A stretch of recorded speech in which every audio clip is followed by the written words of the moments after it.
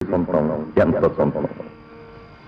ఇంటి వరకు ఇల్లాలు సొంతం, వీధి వరకు చుట్టాలు సొంతం, కాటి వరకు బిడ్డలు సొంతం, కడ వరకు ఏది సొంతం, 7 కట్ల సవారి సొంతం, 6 అడుగుల నేల సొంతం.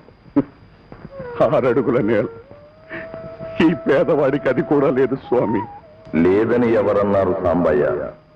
6 అడుగుల నేలకు పట్టా రాయించుకున్న తర్వాతే ప్రతి మనిషి పుడతాడు. కన్ను తెరిస్తే జననం, కన్ను మూస్తే మరణం, రెప్పపాటే ఈ జీవితం. ఆ సత్యం అనునిత్యం తెలియజేస్తూ నేనిక్కడ వసిస్తాను. ఇది నా పద్మ సింహాసనం.